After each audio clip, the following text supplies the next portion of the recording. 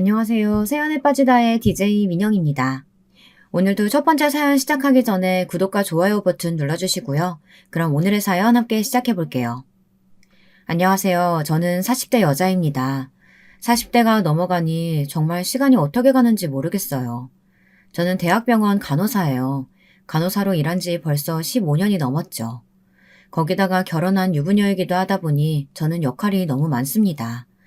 두 아이의 엄마이자 남편의 아내이고 며느리인 동시에 부모님의 딸이었죠. 결혼하고 몇 년 동안은 그 많은 역할 중 무엇 하나 놓치고 싶지 않아서 뒤도 돌아보지 않고 앞만 바라보며 살았습니다. 정말 친구를 만난 게 언제인지조차 기억나지 않을 정도로 정신없이 살았어요. 그런데 이제는 좀 지치네요. 제가 아무리 잘하려고 노력하고 힘을 내봐도 곁에 있는 사람들이 도와주지 않으면 그것도 제 마음대로 되는 게 아니라는 걸 뼈저리게 느끼고 있습니다. 저는 아들만 셋인 집에 장남에게 시집가 졸지에 만만일이가 됐습니다. 남편은 시아버지께서 운영하시는 의료기기를 만드는 회사를 다니고 있어요. 제가 잠시 치과에서 간호사로 일할 때 자주 병원에 영업하러 오던 남편을 만나 2년 정도 연애하고 결혼을 했습니다. 사실 연애할 때는 남편네 회사가 그렇게 큰 회사인지 몰랐어요. 남편이 회사 사장님의 아들인지도 몰랐고요. 결혼하려고 시댁에 인사드리러 갔는데 집안이 꽤 어마어마했습니다. 알고 보니 시아버지께서 운영하시는 회사가 벌써 3대째 이어져 온 뼈대 있는 회사더라고요. 유명 대학병원에 들어가는 기계도 웬만하면 다 시아버지 회사에서 나온 의료기기였어요.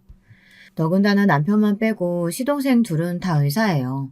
사실 남편과 가까워진 계기도 의사라는 직업 때문이었습니다. 저도 어릴 적 꿈이 의사였어요. 고등학교 때까지 줄곧 저는 의사가 아니면 다른 건 아예 할 생각도 없었습니다. 의사라는 직업이 너무 멋있게 보였거든요. 그런데 성적이 그 정도가 되질 않아 결국 포기하고 말았습니다. 남편도 마찬가지였대요. 시아버지께서 대대로 의료기기 사업을 하시다 보니 의사들을 만날 일이 많잖아요. 시아버지 입장에서는 의사가 항상 갑이기도 했고요. 그러다 보니 시아버지께서는 의사라는 직업을 굉장히 대단하게 생각하세요. 그래서 아들 셋을 다 의대에 보내려고 했답니다. 그런데 아들 셋 중에 저희 남편만 공부를 못해서 의대에 가지 못한 거죠. 저는 그나마 고등학교 때 일찌감치 의대를 포기하고 간호대학을 갔지만 남편은 재수를 했어요. 나중에는 둘째 시동생이 의대에 먼저 붙는 바람에 시아버지께서 남편은 포기했답니다. 여기까지만 들어도 집안에서 남편의 입지가 어떨지 대충 예상이 되시죠? 장남이고 시아버지를 도와 함께 일을 하고 있었지만 시아버지께서 남편보다 시동생들에게 거는 기대가 더 크세요. 그런 모습을 볼 때마다 저와 남편은 그러려니 했습니다. 진호 저 녀석이 의사는 못됐어도 그나마 간호사 며느리라도 데려왔으니 장하지 뭐. 의사였으면 더 좋았겠지만. 시아버지는 농담처럼 말하기는 하셨지만 은연중에 의사 며느리를 바라셨나 보더군요. 그래도 제가 간호사라는 말을 듣고는 바로 결혼을 허락하셨어요. 같은 의료계 식구라나 뭐라나 하시면서요. 그런데 사실 간호사인 제 입장에서 시댁 식구 중에 의사가 있다는 건 썩 편하지만은 않아요. 어쨌든 병원 내에서 제가 의사들의 지시를 받고 움직이는 사람이니까요. 그런데 저희 시댁에는 하나도 아니고 둘이 있으니 만날 때마다 좀 불편하긴 했습니다. 안 하려고 해도 병원 일을 많이 이야기하게 되니까요. 그래도 시동생들은 둘 다 페이닥터로 개인 병원에서 일하고 있어서 저와 부딪힐 일은 없을 것 같아 다행이다 싶었습니다. 그런데 문제는 제가 결혼한 이후 벌어졌습니다. 시동생 둘이 제가 결혼한 뒤 몇 년 사이에 결혼을 했는데 하필이면 둘 다 의사와 결혼을 한 거예요. 그것도 둘째 동서는 저와 같은 대학병원에 근무하고 있는 의사였습니다. 같은 과는 아니었지만 병원에서 몇 번 본 적이 있는 사이였어요. 운명의 장난이었습니다. 동서 둘이 다 의사라니요. 저는 병원을 옮겨야 하나 말아야 하나 고민이 될 정도로 힘들었습니다. 시동생들의 결혼은 저에게만 고난이었지 시댁에는 경사였습니다. 시아버지께서 그렇게 좋아하시는 의사 며느리를 둘이나 보신 거니까요. 시아버지는 동서들만 보고 있으면 밥을 안 먹어도 배가 부르다고 하셨어요. 저는 자연스럽게 관심 받게 되어버렸죠. 신경 쓰지 않으려고 해도 신경이 쓰였어요. 그럴 수밖에 없는 게 제가 느끼기에 시부모님께서 며느리들을 대하시는 게 너무 달랐거든요. 며느리가 셋이나 있었지만 동서들은 가만 보면 무슨 대단한 손님 같았어요. 같은 며느리인데도 저와는 여러 면의 대우가 달랐습니다. 가족 행사가 있어서 시댁에 모이기라도 하면 시아버지는 동서들을 주방에 들어가지도 못하게 했습니다. 저는 당연히 주방에서 시어머니를 도와 일을 하는데 동서들에게는 자꾸만 방에 들어가서 쉬라고 하셨어요. 병원에서 하루 종일 힘들게 수술하고 온 애들을 뭐하러 불렀어? 저 귀한 손으로 주방에서 일이라도 하다가 다치기라도 하면 어떡해? 그건 우리가 죄 짓는 거야. 아이고, 며느리 사랑은 시아버지라다니만 유나는. 그래 뭐 할 것도 없는데 너희는 들어가서 쉬어라. 나랑 우리 큰며느리가 하면 되지 뭐. 이게 은근 서운합니다. 며느리로서 시댁일을 돕는 거야 저도 할 수 있습니다. 그런데 제가 맏며느리라 당연히 시어머니를 도와야 한다고 하시는 건지, 그게 아니면 저는 의사가 아니니까 저만 일을 하라시는 건지 괜히 혼자 마음속으로 자꾸만 곱씹게 됐습니다. 저도 의사였으면 동서들과 똑같이 대우해 주셨을까 싶기도 하고요. 더 짜증이 나는 건 동서들의 태도입니다. 한 달에 한 번도 시댁 행사에 올까 말까 하는데 가끔 와서 손 하나 까딱을 안 해요. 아무리 시아버지가 아무것도 하지 말고 앉아있으라고 해도 그렇지 저와 남편이 시어머니를 돕고 있는데도 꼼짝을 안 합니다. 다 큰 성인들이 식사 준비나 뒷정리 정도는 당연히 함께 해야 하는 거 아닌가요? 제가 시어머니와 함께 음식을 다 준비해 놓으면 동서들은 앉아서 먹기 바빴어요. 식사가 끝나도 치울 생각은 조금도 하지 않았죠.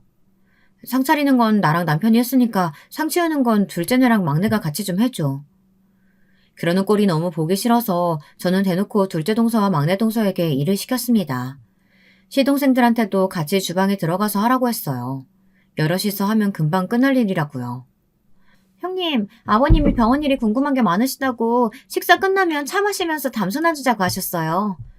저희는 바빠서 아버님 많이 뵙지도 못하는데 온 김에 이야기도 좀 나누고 해야죠. 설거지 하는데 얼마나 걸린다고 그래. 후다닥 빨리 하고 과일 먹으면서 다 같이 담소 나누면 되지. 됐다 됐어. 저거 얼마나 된다고. 그냥 내가 하면 된다. 다들 앉아서 쉬어라. 제가 대놓고 말해도 동서들은 아주 요리조리 잘 빠져나갔어요.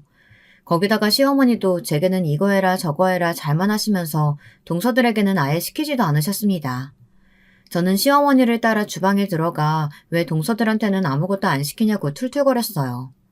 시어머니는 저더러 혼자 일하게 해서 억울하냐고 하셨어요. 그래서 제가 너무 억울하다고 했습니다.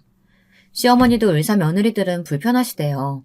시아버지가 하도 감싸서 뭘 시키기도 어렵고 본인들도 저렇게 앉아서 대접받으려고만 하는데 꼭 못돼 먹은 시어머니처럼 일 시키는 것도 싫다고요. 저는 살갑고 말도 잘 통하니 저와 함께 있는 게 편하시답니다. 저도 다 압니다. 편하다는 건 시어머니도 제가 만만해서라는 걸요.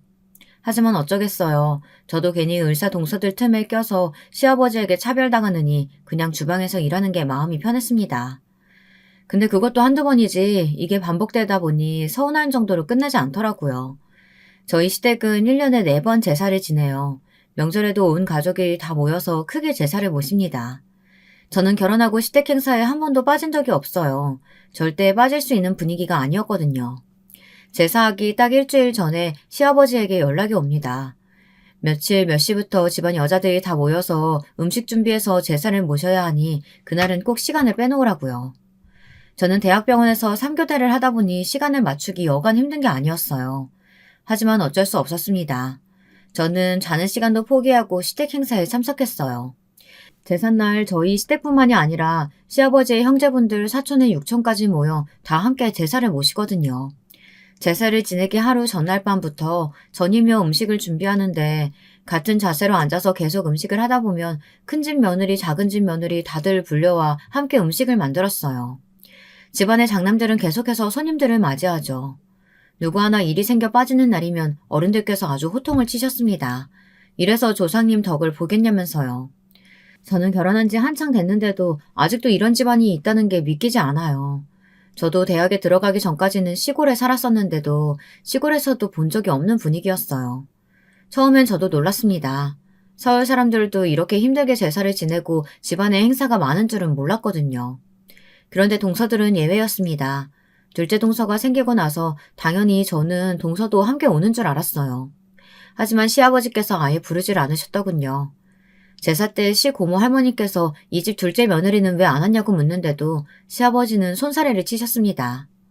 아이고 우리 교수님이 얼마나 바쁜데요. 제사가 아무리 중요해도 사람 살리는 일하는 의사 선생님한테 전이나 붙이라고 하면 어떻게 해요. 이 집은 큰 며느리도 병원에서 일한다고 하지 않았어? 왜 큰 며느리랑 둘째 며느리 차별해? 큰 며느리도 병원 빠지고 왔으면 둘째 며느리도 와야지. 고모님도 참 모르는 소리 하시네요. 간호사랑 의사랑은 엄연히 다르죠. 간호사야 대체할 수 있는 사람이 병원에 몇백 명이야 있지만 교수는 몇 명 안 되잖아요. 순간 주방에 있던 사람들이 모두 다 고요해지면서 다들 제 눈치를 보는데도 시아버지는 혼자 웃고 있었습니다. 시어머니는 제 손을 꼭 잡아주시면서 너무 서운해하지 말라고 하셨어요. 원래 저 정도밖에 안 되는 사람이라고 하시면서요. 시아버지가 형제들 다 있는 데서 남편을 시동생들과 차별하는 모습을 본 적이 있어요. 회사 일 이야기를 하면서 그 머리로 공부를 했으니 의대에 갈 턱이 있냐부터 시작해서 아버지가 다 떠먹여주는데도 못 처먹냐 하는 소리까지 하고는 하셨습니다. 그런 모습을 볼 때마다 언젠가 저도 동서들과 비슷한 상황이 생길 수도 있겠다 예상하지 않았던 건 아니에요. 하지만 막상 겪으니 기분이 상당히 나쁘더군요. 저는 제가 다른 사람보다 깡이 있는 사람인 줄 알았어요. 어릴 때부터 싫은 소리 많이 듣고 자라서 진작 면역이 생긴 줄 알았는데 그게 또 아니더군요. 싫은 소리는 언제 들어도 그냥 싫은 거였어요. 제가 병원에서 일하는 걸 친정엄마가 별로 좋아하지 않으세요. 제가 의사가 된다고 했을 때도 어머니는 항상 콧방귀를 뀌며 좋아하지 않았습니다. 네 성적의 의사는 무슨 의사? 그리고 병원이 얼마나 답답하고 지저분한 곳인지 알아? 세상 천지에 좋은 데 다 놔두고 왜 아픈 사람들이나 드나드는 병원에서 일하겠다고 난리야. 친정엄마와 저는 사이가 별로 좋지 않았어요. 지금 제 모습에서는 상상할 수 없을 정도로 어린 시절엔 콤플렉스 덩어리였습니다. 그게 바로 친정엄마 때문이었어요. 저는 원래 욕심도 많고 꿈도 크게 가는 아이였습니다. 그런데 엄마는 항상 제게 부정적인 이야기만 하셨어요. 한창 꾸미는 것에 호기심이 많을 때도 옷도 이것저것 입어보고 입술도 발라보고 했었는데 그 모습을 보고 엄마는 호박에 줄 그으면 수박 되냐면서 저는 아빠를 닮아 인물이 없으니 나중에 성형수술을 해서 싹 뜯어고쳐야 한다고 했습니다. 하필이면 나를 안 닮고 인물이라고는 없는 지 아빠를 닮았나 몰라. 아무튼 나쁜 건 다 닮았다니까. 엄마는 하나밖에 없는 자식한테 그게 할 소리야? 고슴고치도 자기 자식은 예쁘다고 한다는데 혹시 엄마 나 어디서 주워온 거 아니야? 그런 거면 지금이라도 빨리 친엄마한테 보내줘. 저는 가끔 엄마가 제 친엄마가 아닌 거 아닐까 의심한 적이 있었습니다. 그렇게 생각할 정도로 제게 매몰차게 굴었거든요. 내가 그랬으면 이혼할 때 너 데리고 왔겠니? 이게 기껏 데리고 살아줬더니만 고마운 줄도 모르고. 내가 언제 엄마한테 나 데리고 나와달라고 한 적 있어? 난 원래 아빠랑 살고 싶었거든? 2년이고 말하는 꼬라지 좀 봐. 네가 네 아버지랑 살았으면 잘 살았을 것 같아? 네 아버지는 가정에 아예 관심이 없는 사람이었어. 저도 철없던 시절이었기에 엄마에게 모진 소리를 퍼부었습니다. 그럴 때마다 엄마한테 머리고 등이고 두들겨 맞고는 했어요. 그러다 속이 상한 엄마는 저를 집에 혼자 두고 나가서 매일 술을 퍼마시고 들어왔습니다. 엄마는 우울증에 알코올 의존증이 심했거든요. 국민학교 때 아버지와 어머니가 이혼하신 이후 저의 모든 것이 달라졌습니다. 원래 유복하게 살았었어요. 정원이 있는 큰 집에서 살다가 부모님이 이혼하시면서 엄마가 저를 데리고 그 집을 나왔습니다. 저는 멀쩡한 집을 두고 나와 다 쓰러져가는 단칸방에서 엄마와 단둘이 살았어요. 저는 그 집이 너무 싫어서 어떻게 하면 다시 아빠한테 돌아갈 수 있을까 매일 밤 고민했습니다. 그러던 와중에 제가 중학생 때 엄마가 재혼하셨어요. 새아버지는 작은 동네에서 혼자 사시면서 농사를 지으시던 분이었습니다. 형편이 넉넉하지 않았어요. 서울로 대학을 올 때까지 새아버지와 함께 살았지만 저는 그 집에 마음을 붙이지 못했습니다. 저에게 아버지는 오로지 한 분이었으니까요. 아버지와 사는 지역이 달라 자주 보지는 못했지만 한 달에 한 번씩 학교 앞으로 찾아와서 맛있는 것도 사주시고 좋은 옷이며 가방, 용돈도 넉넉히 주고 가셨습니다. 그리고 항상 힘든 일이 있으면 아버지에게 연락하라고 했어요. 저는 엄마와 새아버지가 있는 다 쓰러져가는 집이 아니라 아버지가 사는 집으로 가고 싶다고 졸랐습니다. 이제는 아버지와 살면 안 되냐고요. 그때 아버지의 곤란해하던 눈빛이 지금까지도 생생해요. 나중에 엄마에게 듣기로는 아버지한테도 애인이 있다고 하더라고요. 네 아빠라는 사람 원래 옛날부터 여자 관계 복잡했어. 지금도 여자가 한둘이 아닐걸? 증거 있어? 증거도 없으면서 엄마는 왜 아빠를 이상한 사람 만들어? 2년이 지금까지 먹여주고 키워준 게 누군데 맨날 지 아비 편만 들어 못돼 처먹은 년. 친정엄마는 이혼하고도 매일 제게 아버지 욕을 하셨어요. 어떨 땐 아버지의 바람기 때문에 이혼했다고 하기도 하고 어떨 땐 아버지가 가정에 소홀해서 너무 외로웠다고 하셨죠. 저는 아버지를 누구보다 존경하고 조여했기 때문에 엄마가 아버지 욕을 하는 게 싫었어요. 그리고 매일 툭하면 신세한탄하며 울고 짜는 엄마도 싫었습니다. 제 머릿속에는 어떻게든 엄마 품을 떠나 서울로 대학에 오고 싶다는 생각뿐이었습니다. 아버지가 계신 서울로요. 하루라도 빨리 독립하고 싶었어요. 그나마 다행인 건 친정엄마와 새아버지 사이가 좋다는 겁니다. 새아버지는 엄마의 이상한 성격을 다 받아주시는 너그러운 분이셨거든요. 그런데도 저는 그 집에 함께 있는 게 전혀 행복하지 않았어요. 저만 이방인 같았습니다. 지금도 마찬가지입니다. 시댁에 가면 저는 항상 어디에도 끼지 못하고 이방인이 된 것 같아요. 막내 동서까지 들어오고 나서는 더 심해졌죠. 동서 둘은 같은 의사라는 거 말고도 공통점이 많았어요. 왜 그런 애들 있잖아요. 어릴 때부터 부모님 품에서 부족한 거 없이 자라 오로지 자기 자신밖에 모르는 애들이요. 동서 둘은 어릴 때부터 부유한 집안에서 자란 공주님들이더라고요. 그래서 그런지 아직도 조선시대처럼 계급이 나눠져 있기라도 한 것처럼 조건으로 사람을 나눠 자기 멋대로 판단하고 무시했어요. 동서들은 자기들은 의사고 저와 남편은 의사가 아니라는 것만으로도 자꾸만 선을 긋고 무시했습니다. 한 번은 그런 적이 있었습니다. 저희 아이가 영어 말하기 대회에서 상을 받은 적이 있어요. 규모가 있는 대회였는데 3위로 입상을 했습니다. 마침 시아버지 생신이라 식구들이 다 같이 모여 있었는데 그 소식을 들으시고 시부모님은 제 아들에게 너무 장하다고 용돈도 주셨어요. 역시 우리 집안 장손이네. 우리 장손도 작은 아빠들 따라서 의대 가면 되겠다. 아버지는 아들들 의사 만든 거는 부족해서 이제는 손주한테까지 그러세요. 시아버지께서 기분이 좋아서 하시는 이야기시니 저희 부부도 농담 삼아 즐겁게 생각했습니다. 그런데 좋은 분위기를 동서들이 망치려고 작정을 했더군요. 에이, 의대는 뭐 아무나 가나요? 공부는 무조건 유전이에요. 어릴 때야 좋은 학원 다니고 좋은 선생님 만나면 대충 따라가는 것처럼 보이지만 진짜는 고등학교 들어가 봐야 안다니까요. 맞아요. 공부는 무조건 유전이더라고요. 형님이랑 아주버님 닮았으면 의대는 힘들 텐데. 괜히 되지도 않은 거 어릴 때부터 헛바람 넣지 말고 자기 주제에 맞는 일 할 수 있게 일찌감치 밀어주는 게 훨씬 낫다니까요. 시동생들이 동서들에게 농담이라도 무슨 그런 소리를 하냐고 동서들에게 다들 한마디씩 했지만 동서들은 아랑곳하지 않았습니다. 오히려 뭐가 그렇게 신이 나는지 희희낙낙 거렸어요. 순간 저도 모르게 욱하더군요. 조카가 상을 받는다는데 그냥 웃고 넘어가면 될 일을 굳이 기분 나쁜 소리를 왜 하는 건지 모르겠더라고요. 저도 그날은 그냥 넘어갈 수 없었습니다. 평소 어떤 식으로 대했든 간에 제 자식한테까지 재수없게 구는 꼴은 못 봐주겠더라고요. 원래 자식은 다 부모 닮는 거지 뭐.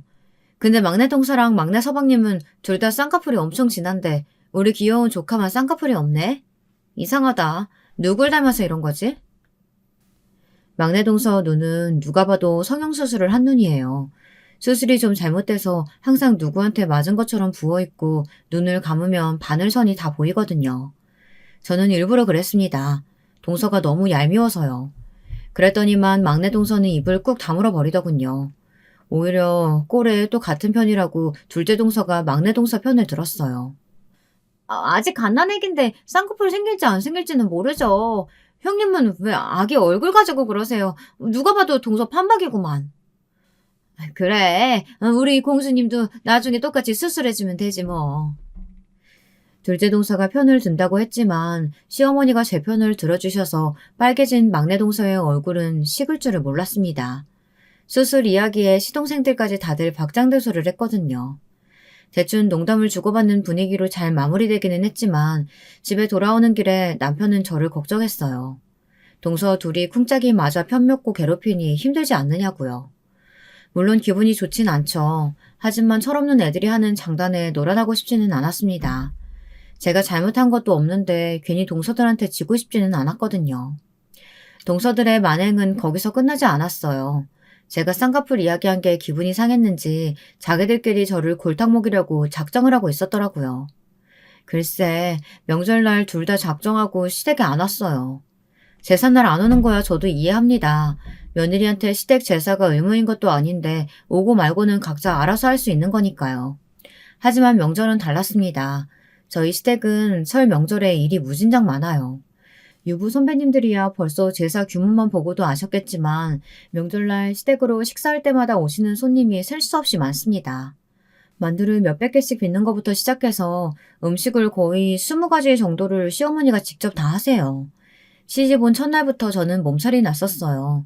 그 전까지 3교대 간호사 생활을 하면서도 흔한 감기 한 번 안 걸린 제가 명절 한 번에 몸살이 났으니 보통 일이 아닌 거죠. 시어머니는 제가 시집 오기 전까지 이 큰일을 항상 혼자 해오셨으니 정말 대단했습니다. 너는 장남이라는 놈이 손님들 오시는데 주방에서 뭐 하는 거야? 당장 나와서 술도 따르고 심부름도 해야지. 재수 씨들이 둘 다 안 와서 일이 너무 많아요. 올해 손님 맞이는 아버지가 다 알아서 하세요. 저는 우리 아내 또 아플까봐 걱정돼서 도저히 안 되겠어요. 지 엄마 고생할 때는 아는 척도 안 하더니만 지 마누라 고생시킬까봐 앞치마 다 메고 오래 살고 볼 일이다. 그러니까 재수 씨랑 애들한테 빨리 연락해서 오라고 하세요. 명색이 장가가고 시집 왔으면 명절날 어린데 뵈러 오는 게 당연하지. 어떻게 이렇게 코빼기도 안 보여요? 아무리 바쁘고 일이 많아도 남편은 이건 아니다 싶었는지 처음으로 화를 냈습니다. 그런데 그런 남편에게 시아버지가 오히려 더 화를 냈어요. 네 동생들이랑 재수 씨들이 보통 사람들이랑 같냐? 큰일하는 사람들이 집안일까지 어떻게 신경 써? 그런 일은 너희가 알아서 하면 되지. 시아버지 말에 한마디 더 하려고 나서려는 남편을 제가 말렸습니다. 저희가 백날 말해봐야 소용없다는 걸 너무 잘 아니까요. 사실 저도 동서들이 들어오면 좀 나아질 줄 알았어요.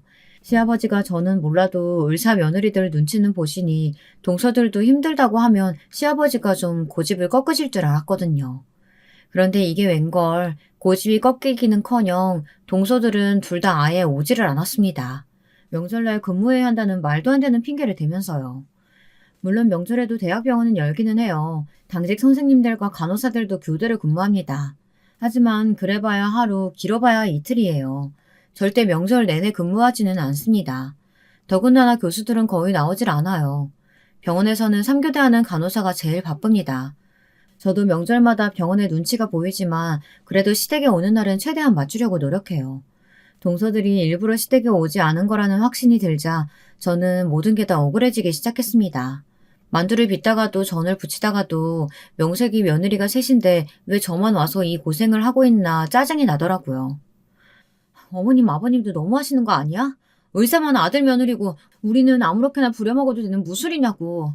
이런 식이면 나도 추석부터는 그냥 근무할 거야. 저는 쌓인 화를 애꿎은 남편에게 풀었습니다. 그래도 화가 풀리지를 않더군요. 시동생들과 동서들은 거짓말을 한 게 맞았어요. 제가 병원에 전화해서 알아보니 둘째 동서도 명절엔 출근을 안 했다고 하더군요. 진실을 알게 된 남편은 저보다 더 화를 냈어요. 엄연히 자기가 한 집안의 장남인데 기강을 너무 안 잡았다면서 이대로 두고만 보고 있지 않겠답니다. 그러더니만 갑자기 시동생들에게 전화를 걸었어요. 그리고 소리쳤습니다. 지금 당장 재수 씨들을 데리고 집으로 오라고요. 저는 뭔가 일이 커지는 것 같아 가슴이 뛰었지만 한 번은 짚고 넘어가야 할 일이라고 생각했어요. 동서들이 저를 골탕 먹이겠다고 일부러 그런 거라면 본때를 보여줬어야 했으니까요. 재수씨, 병원에 알아보니까 오늘 근무 없으시다던데요. 설마 명절 음식 하기 싫어서 근무한다고 거짓말하고 시댁에 안 온 거예요? 아니에요. 병원에 급한 일이 있어서 새벽에 잠깐 나갔다가 들어왔어요. 제가 새벽에 잠을 못 잤더니만 너무 피곤해서 집에서 잠깐 쉬었다가 오려고 했어요. 막내 재수씨는요. 분명히 병원에 출근하셨다더니만 옷은 골프웨어네요? 설마 골프 치다 왔어요? 저희 병원 원장님께서 치러 가자고 하셔서 어쩔 수 없이 다녀온 거예요. 어머님 아버님도 아시잖아요. 사회생활 하다 보면 이런 것도 다 업무의 연속이라는 걸요.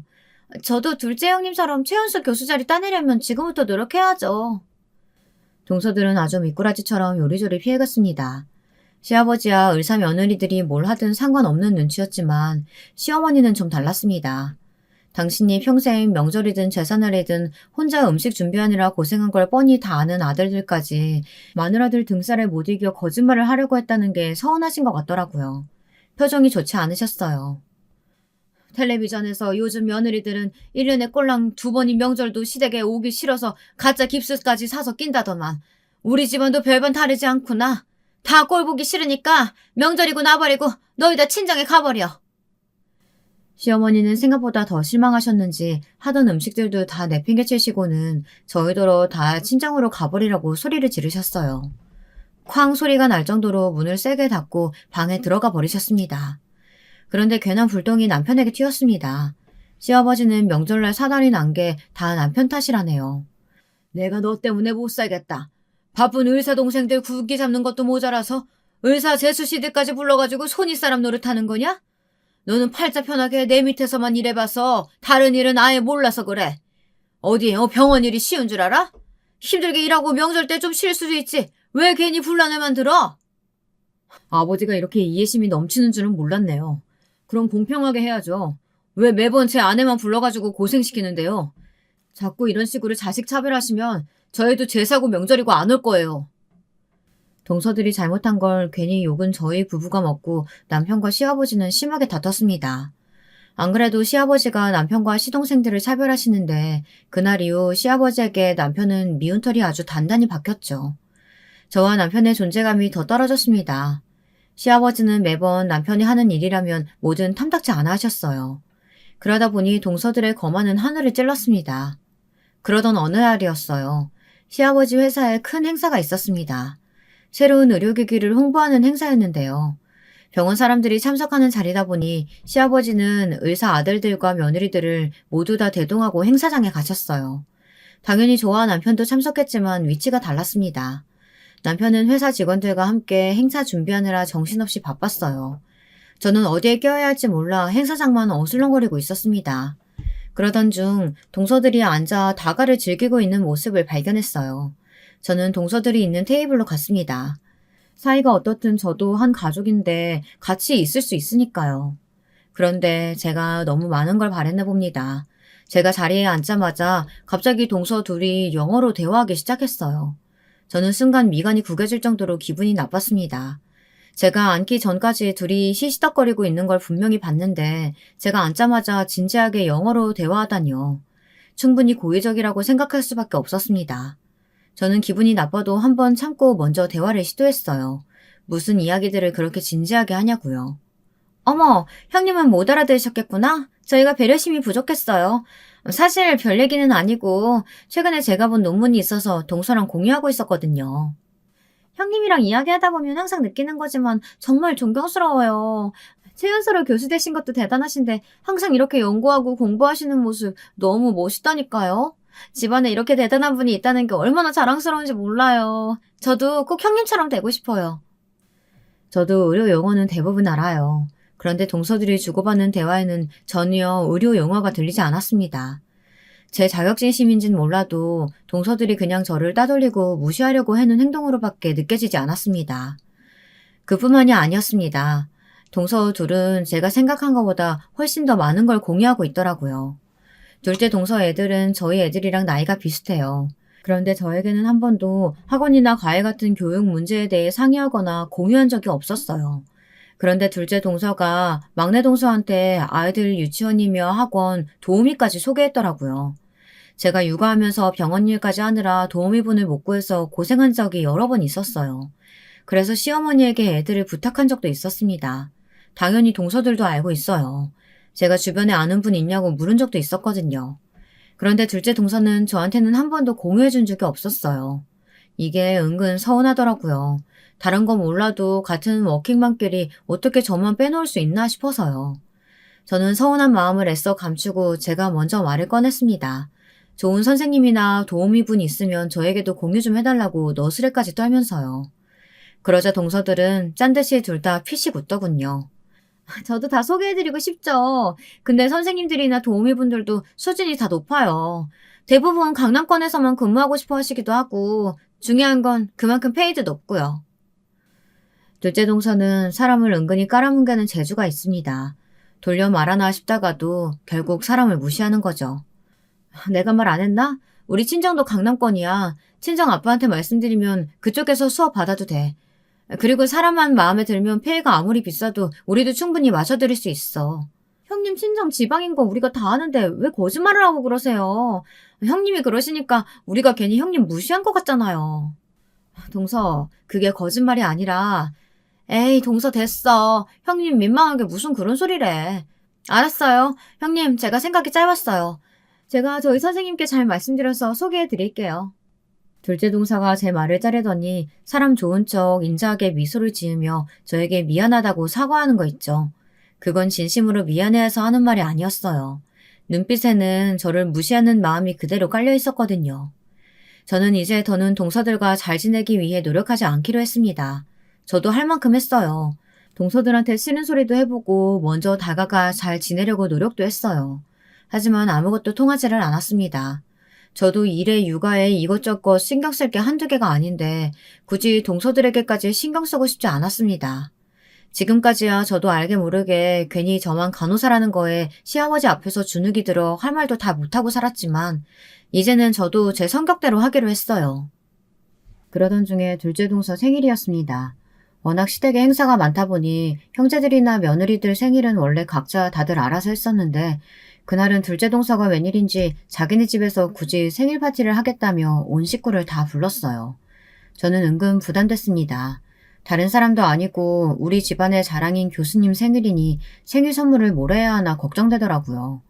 남편은 어차피 뭘 해줘도 동서가 고마워할 리 없다면서 그냥 대충 구색만 갖춰가자고 했습니다. 그런데 구색을 갖추려고 해도 어느 정도 금액선에서 준비해야 할지 몰라 어렵더라고요. 마음 같아서는 막내 동서와 상의하고 싶었지만 괜히 또 듣기 싫은 소리나 듣고 빈정만 상할 것 같아 그만뒀습니다. 저는 고민 끝에 백화점 상품권을 준비했어요. 남편 말대로 제가 뭘 사다 줘도 동서는 마음에 들어 할 것 같지 않았거든요. 퇴근하고 동서네로 가는 길에 케이크도 하나 샀습니다. 케이크를 들고 동서네 집에 갔더니만 이건 제가 생각한 생일 파티가 아니더군요. 알고 보니 동서가 학회에 낸 논문이 있었는데 그게 꽤 좋게 인정을 받았나 봐요. 그래서 생일 겸 논문 축하 파티를 같이 하는 거였어요. 이야기를 미리 해줬으면 좋았을 텐데 동서는 식구들만 초대한 게 아니었어요. 친구들의 가까운 동료까지 불렀더군요. 근데 아시죠? 제가 동서와 같은 병원에서 근무하는걸요. 동서 생일인지 알고 갔는데 저와 같이 일하는 의사 선생님들이 수두룩했어요. 저와 둘째 동서가 동서지간인지 몰랐던 분들도 있는데 참 민망하더군요. 거기다 더 어이가 없었던 건 둘째 동서의 태도였습니다. 자꾸만 사람들 앞에서 저를 김 간호사님이라고 부르는 거예요. 김 간호사님, 어머 죄송해요 형님. 제가 병원 사람들하고 같이 있다 보니까 헷갈리네요. 형님, 저 샴페인 좀 갖다 주시겠어요? 진짜 저 여우 같은 년이라는 소리가 절로 튀어나올 뻔했습니다. 둘째 동서는 절대 생각 없이 아무 말이나 하는 사람이 아니에요. 뭐든 계산적으로 하는 사람인데 일부러 저를 민망하게 하려고 하는 짓이라는 게 다 티가 났습니다. 어쩌겠어요. 저런 미친 게 제 동서인걸요. 저는 최대한 의사 선생님들 눈을 피해 가족들과 있었습니다. 그런데 제가 잠시 화장실에 가다 둘째 동서와 막내 동서가 하는 이야기를 듣고 말았는데요. 제가 사온 케이크를 가지고 굳이 안 해도 될 소리를 하고 있더군요. 어머, 이게 뭐야? 누가 이런 시장통 케이크를 사왔대? 누구긴 누구겠어. 우리 잘난 간호사 형님이지. 그 모습에 저도 모르게 욱하고 말았어요. 제가 말씀드렸었죠. 이제 웬만해서는 참지 않겠다고요. 저는 제가 준비한 백화점 상품권 봉투를 들고 동서에게 갔습니다. 그리고 둘째 동서에게 봉투를 건넸어요. 동서, 워낙 부족한 게 없으니까 뭘 줘도 다 있을 것 같아서 그냥 상품권으로 준비했어. 필요한 거 사. 백화점 이름이 버젓이 적힌 봉투를 보자마자 둘째 동서는 봉투 안을 확인하더군요. 제가 한 10만 원, 20만 원짜리나 넣은 줄 알았을 거예요. 저는 보란듯 100만 원 상품권을 넣었습니다. 동서들에게 보여주고 싶었거든요. 제가 자기들처럼 의사는 아니어도 저도 이 정도는 할 수 있다고요. 그런데 동서 반응은 제가 생각한 거가 달랐습니다. 갑자기 제 손을 덥석 잡더군요. 형님, 제가 전에 얘기한 것 때문에 이러시는 거예요? 이러시지 않아도 제가 과외 선생님 소개해 드린다니까요. 뭘 이렇게 무리하셨어요. 형님 형편 제가 뻔히 아는데 저 이거 절대 못 받아요. 형님은 저한테 딱 이 케이크만 주셔도 충분해요. 저 케이크만 받을게요. 둘째 동서는 순식간에 저를 이상한 사람으로 만들었습니다. 제가 쥐뿔도 없으면서 오기로 동서에게 상품권을 선물한 사람처럼요. 동서는 제 손에 상품권을 쥐어주더니 케이크 박스를 들고 갔습니다. 순간 주변에 있던 사람들이 저희를 보며 수군거렸어요. 저는 어이가 없어서 주방으로 들어가는 둘째 동서를 따라 들어갔습니다. 그런데 주방으로 따라 들어가지 않았으면 큰일 날 뻔했어요. 글쎄 동서가 케이크를 박스채 쓰레기통에 버리더라고요. 저는 순간 꼭지가 돌아버렸습니다. 제 생에 그 정도로 화가 난 건 처음이었어요. 저도 모르게 미친 듯 달려가 동서를 벽으로 밀어버렸습니다. 도대체 무슨 짓을 하는 거냐고 소리를 지르면서요. 동서, 머리가 좀 어떻게 된 거 아니야? 아무리 사람이 못돼 먹어도 그렇지 어떻게 내가 사온 걸 그대로 버릴 수가 있어? 그러게 이딴 케이크를 누가 먹는다고 사와요? 난 호텔 케이크 아니면 입에도 안 되거든요? 정말 답이 없는 연이었습니다. 이제는 상종도 할 필요가 없었어요. 그 순간 소란스러운 소리를 듣고 시아버지가 들어오셨어요. 시아버지는 상황 설명을 듣지도 않고 무조건 둘째 동서 편부터 들었습니다. 기분 좋은 날 윗사람이 돼서 동서한테 왜 소리를 지르냐고요.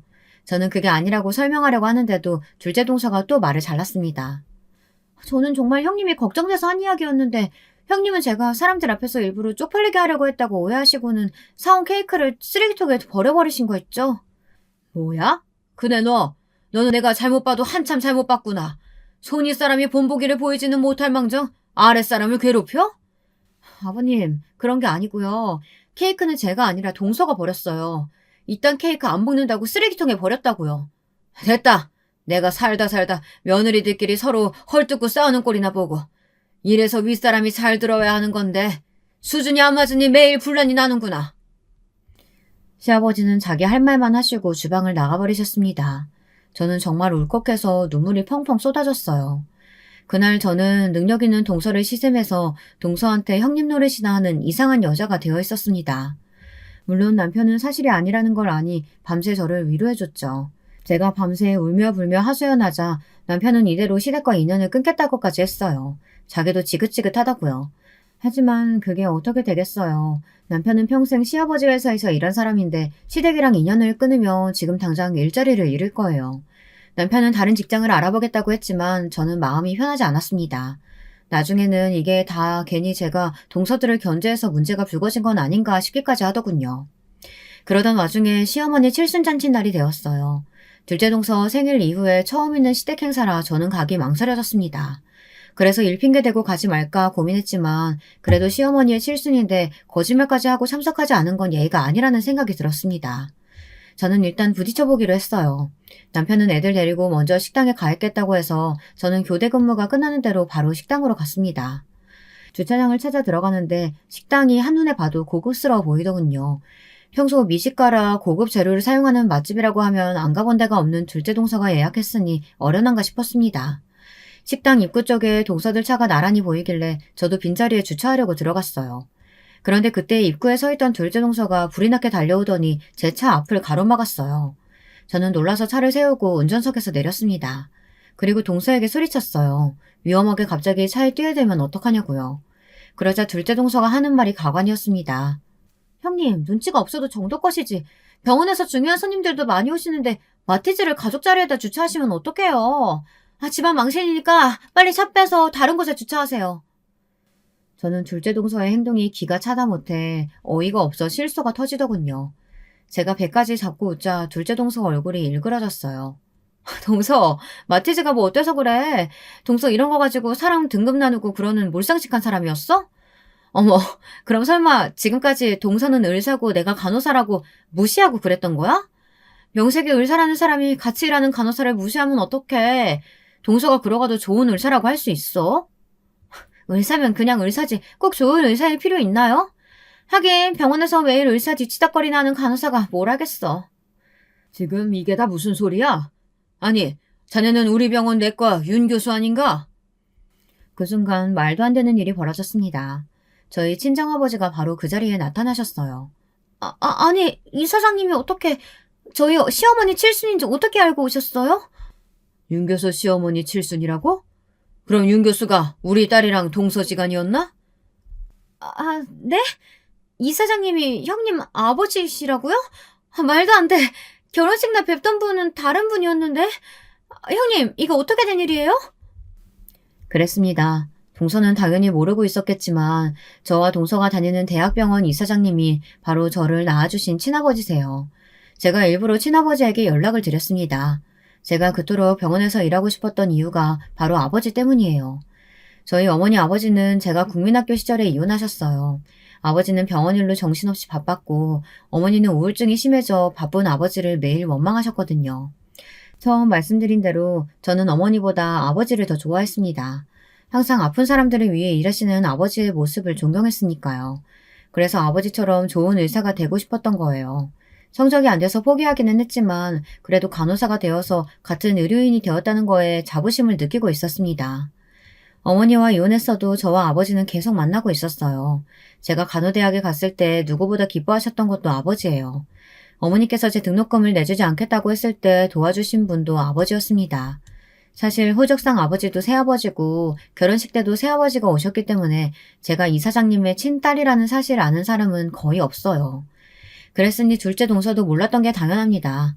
지금까지 제가 시골에서 농사나 짓는 부모님 밑에서 자란 별 볼 일 없는 간호사인 줄만 알았던 동서는 졸지에 입에 거품을 물고 있었습니다. 윤 교수, 사람 그렇게 안 봤는데 원래 사람 막 무시하고 그러는 사람이었나? 동서지간이기 전에 어쨌든 같은 병원에서 근무하는 간호사 선생님인데 어떻게 이렇게 무례하게 굴 수가 있어? 자네한테 정말 실망했네. 아버지는 그대로 혀를 끌끌 차며 식당 안으로 들어가셨습니다. 둘째 동서는 아버지에게 애써 변명하려고 따라가려다가 도저히 안 되겠는지 저에게로 달려왔습니다. 그러더니만 한다는 말이 꼴 같지 않더군요. 형님, 제 마음 아시죠? 제가 형님이랑 친하게 지내고 싶어서 장난친 거잖아요. 아휴, 이사장님이 오해하셨나 보다. 오해 같은 소리 하고 있네. 동서 진짜 여우 같은 건 내가 진작 알고 있었는데 내가 이사장님 딸인 거 알자마자 이렇게 180도 달라질 줄은 몰랐네. 형님, 뭐 하시는 거예요? 아우, 이 거지 같은 마티즈를 이따위로 주차하면 어떡해요? 빨리 차 빼요. 그때 마침 막내 동서도 나와서 제 차를 가지고 한 소리 했습니다. 그러자 둘째 동서가 손사래를 치며 막내 동서에게 호통을 치더군요. 동서, 어디 감히 형님한테 그따위 소리를 해. 동서가 지금 당장 달려와서 형님 차 다시 주차해. 저기 제일 좋은 자리에, 우리 이사장님 차 바로 옆자리에다가. 둘째 동서는 곧바로 막내 동서에게 다가가 귓속말을 속삭였습니다. 그러자 막내 동서는 헐레벌떡 달려와 제 차를 다시 주차까지 해주더군요.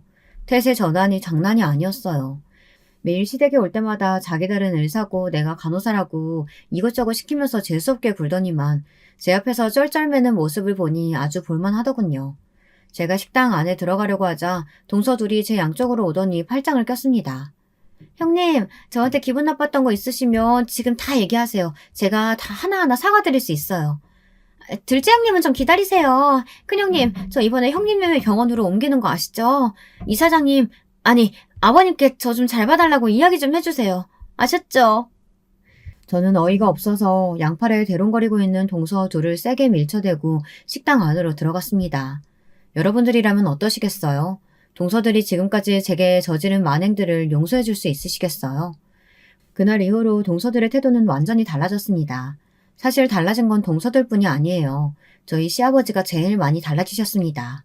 저희 친아버지가 대학병원 이사장이라는 사실을 아시자마자 저에게 제발 한 번만 자리를 마련해달라고 사정을 하셨어요. 그러면 사업에 큰 도움이 될 거라고요. 저는 이때다 싶었습니다. 아버님, 그럼 저희 남편 아버님 뒤 이어서 회사 경영에도 참여할 수 있는 거죠? 그럼 당연하지.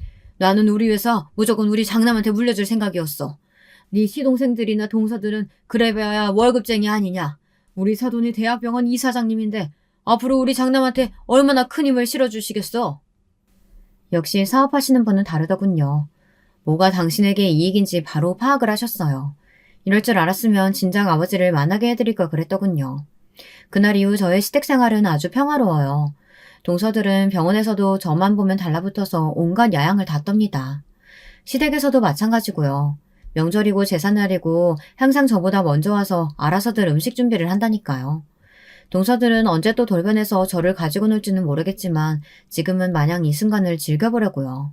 그래도 제 앞에서 쩔쩔매는 동서들을 보니 속은 시원합니다. 여러분도 가까운 사람들에게 말도 안 되는 무시와 모욕을 당했던 일이 있으시면 댓글 달아주세요. 저도 제 속 이야기 글로 써보니 속이 좀 풀리는 것 같더라고요.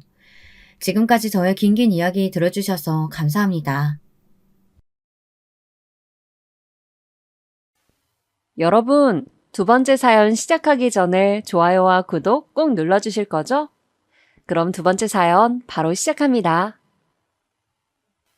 저란 존재가 어떤 집안에서 태어났는가 하면 말 그대로 찢어지게 가난한 집구석에서 태어나 자라왔습니다. 사회복지 시스템이 지금에 비할 바 못될 만큼 열악하였던 시절이었죠. 그러나 또 한편으로는 지금에 비하자면 가난에 대한 수용성이 아주 달랐던 그 시절이었습니다. 오늘도 배고프고 춥다. 그래도 어쩔 수 없는 거니까. 그리고 우리 집만 이렇게 사는 건 아니겠지. 어렸던 저는 그리 중얼거리곤 했었죠. 지금 시절에 제가 태어나서 그 정도의 가난에 던져졌다면 부모에 대한 원망과 이따위로 불공평한 세상을 향해 저주를 퍼붓는 것을 쏟아냈을 게 분명합니다. 그러나 그 시절에는 알 게 뭡니까? 지금처럼 스마트폰으로 우리나라 전역은 물론 전 세계를 들여다볼 수 있는 세상이 오리라고는 그때는 상상조차 하지 못했던 것을요. 하여간 저는 그런 집안의 장녀였습니다. 제 밑으로는 남동생과 여동생이 있었습니다. 저희 삼남매는 코올리게 시절부터 가난에 순응해가며 자연을 벗삼아 놀고는 하였습니다. 입에 풀칠하기에 바쁜 집안에서는 자연스레 공부, 학업이라는 게 멀어집니다. 배에 든 게 있어야 에너지가 나와서 공부도 하고 머리도 돌아가는데 그런 전제 자체가 깔리지 않았으니까요. 그래서 저희 삼남매는 배에서 울리는 꼬르륵 소리를 익숙하게 들어가며 하염없이 그저 시간을 보냈고 의미 없는 하루하루를 흘려보냈던 아이들로 살았습니다. 겨울이면 볼이 트고 발이 얼고 손이 굳어서 아무것도 할 수 없었죠. 신기한 게 바깥이나 집안이나 똑같이 추웠어요. 나름 실내랍시고 그래도 바깥과는 뭔가 차별점이 있어야 마땅했을 것인데 그런 것도 하나 없이 바뀌고 아니고 동상에 걸릴 만큼 겨울이면 늘 추웠습니다. 나이가 먹을 만큼 먹은 지금에 와서는 저는 그때를 회상하며 신기해합니다. 그런데도 용케 안 죽고 살아남아서 지금까지 인생을 이어온 것이 믿기 어려워서 그렇습니다. 그만큼 어느 날 갑자기 횟가닥 죽어버린다고 하여도 납득이 가능할 정도로 열악했던 환경이었어요. 빨리 밥때가 되면 좋겠다. 그래야 불을 떼서 온기라도 느낄 수 있지. 개 떨듯이 달달 떨어댔던 저희 삼남매가 기다렸던 것은 밥 시간이었습니다. 언감생심 불을 떼는 것도 종일 뗄 수가 없었기에 밥을 지을 때만 저희 집은 불을 뗄 수가 있었으니까요. 어린 시절에는 아버지, 어머니 두 분이 저희 삼남매가 바라보는 세상에 전부나 다름없었습니다. 부모님이 세상의 중심이고 지도자였기 때문에 그 두 분을 투영해서만 세상을 바라보았어요. 그래서 저희 삼남매는 왜 가난한가를 궁금해하지 못했던 것 같습니다. 주어진 환경들이 너무나 자연스럽고 당연한 것이었기에 그랬겠죠. 첫째인 저는 물론이고 동생들마저 용돈이라는 개념을 알아본 역사가 없었습니다. 나이를 먹어갈수록 가난의 원인이 제 눈에는 서서히 보이기 시작했었네요. 분명히 일을 하시는 건 맞았지만 벌어오는 돈은 없다시피 하셨던 저희 집안의 가장, 아버지, 소위 일용직, 막노동이라고 표현되는 일을 하셨더랍니다. 제가 알기로는 어딘가에 특별히 소속되어 있지도 않으셨습니다. 그러니까 일감이 어딘가에서 생기면 그걸 받아다가 일을 하셨고 그게 없을 때면 집에서 가만히 주무셨어요. 그렇게 주무실 때면 저희 삼남매를 향해 이런 잔소리를 꼭 날리시곤 하였죠. 안 그래도 좁은 집 구석에서 뛰어다니지 마라. 더 좁게 느껴진다. 그 소리를 듣고 나면 저희 삼남매는 조용히 발소리를 죽이며 집 밖으로 나가서 놀궁리를 하였습니다. 해진 신발들을 신고 있을 때면 방에서 크게 들려오던 아버지의 목소리. 밖에서 너무 멀리까지 뛰어가지 마라. 그래봤자 다리만 아프고 배가죽만 일찍 들러붙는다. 어차피 다 아는 풍경인데 뭐하러 그걸 보려고 멀리 나가겠어? 안 그러냐? 그 잔소리를 뒤로한 채 저희 삼남매는 밖에 나가서 시간을 보냈었죠. 집에 먹을 것이 궁하니 괜히 열심히 놀아서 배를 빨리 꺼뜨리지 말라던 아버지의 당부가 저는 나이가 들수록 못내 슬프고도 기이하게 느껴졌습니다. 아버지는 특히 한겨울에는 일감이 없어서 집에서만 계셨던 것 같아요. 그 드물게 들어오는 일감마저 끝내고 나면 같이 데리고 일을 하셨던 인부들에게 돈을 먼저 챙겨주셨기에 실상 아버지가 손에 쥐는 것은 정말로 얼마 되지 않았습니다. 정식으로 소속되어 있는 입장도 아니었으며 하청의 하청 수준이었기 때문에 돈이 제때 잘 들어오지도 않았죠. 중학교 때부터 맞이인 제가 철이 가장 먼저 들었습니다. 동급생들을 보면서 다른 세상을 간접적으로 체험하기도 하면서 제 안에서 견고하였던 좁디 좁은 세상의 벽에 금이 가기 시작했던 것입니다. 그리고 저희 가족에게 가장 희소식이자 날벼락이기도 하였던 것은 제가 공부머리가 있었다는 놀라운 사실이었습니다. 이상하다. 나는 2번만 배우고 나면 이 공식을 완전히 이해할 수가 있거든. 이 공식에 대해 처음 배우고 그 다음에 처음 풀어보고 이 2번을 거치고 나면 이제 이 공식에 대한 의문이 내 안에 남아있지 않아. 그런데 왜 다른 친구들은 나와 똑같이 배운 이 공식을 왜 연속해서 배우려고 드는 거지? 공부에 대한 각 잡힌 개념조차 없었던 저는 처음에는 그저 의문스럽고 혼란스럽기까지 하였습니다. 어째서 다른 친구들은 배우고 난 것을 또 배우고 또 배우고 그러면서 왜 문제를 틀리기까지 하는 것인지 그것이 너무 희한하게 보였거든요. 그런데 대다수가 그렇게 공부를 하며 과목마다 개념을 익히고 있다는 것을 알게 된 순간 저는 제가 극소수에 속하는 공부머리를 지녔음을 깨우치게 되었습니다. 가난한 걸 광고라도 하듯 어딘가 구질해 보이고 초라해 보이는 기운을 숨길 수 없었던 저를 주시하거나 응원해주는 선생님은 처음에 아무도 안 계셨습니다. 그러나 점차 저에게 관심들을 주기 시작하셨습니다. 너는 공부하는 재능이 애초에 타고났구나. 재능이요? 저에게 재능이란 것이 있다고요? 그럴 리가 없어요. 저희 식구들은 아무도 재능과 가까이 살지 않는걸요? 친가랑 외가 친척들도 제가 알기로는 전부 마찬가지예요. 그런데 어떻게 제가 재능 같은 걸 타고날 수가 있었겠어요? 선생님께서 무얼 착각하신 모양 같아요. 네가 그렇게 여긴다고 하여도 시험 답안지는 거짓말을 하지 않아. 오로지 순수한 결과물만을 내놓지. 우리 학급은 물론이고 전교에서도 너만큼 공부에 재능이 있는 학생은 내가 생각하기로는 아무도 없는 것 같구나. 제가 그 정도라고요? 아니에요, 선생님. 제가 전교 1등을 하는 것도 아니잖아요. 그렇지. 하지만 너는 전교 1등을 하는 친구보다 학습량이 상당히 뒤떨어지잖니. 이게 뭘 의미하는지 모르겠어? 너는 너보다 성적을 높게 받은 친구들보다 100분의 1 수준으로 공부를 하였음에도 거의 동등한 성적을 낸 거야. 이건 재능이 있다고 밖에는 볼 수가 없어. 내가 너희 부모님께 자세히 말씀을 드려봐야겠다. 구질한 집구석에서는 공부를 할 수 있는 공간마저 확보되지 않았거든요. 그래서 저는 공부를 학교에서만 하였습니다. 시험 기간에도 따로 시험 공부를 하지 못했고요. 그 사실에 주목한 선생님께서는 저희 어머니에게 제가 공부머리가 탁월하다는 사실을 알렸습니다. 앞으로 저를 집에서 적극적으로 지원해준다면 든든한 대들보가 될 것이 틀림없다는 호들갑과 함께 말이죠. 사리에 밟지 못하셨던 저희 어머니는 선생님의 그 말씀도 바로 알아듣지 못하셨습니다.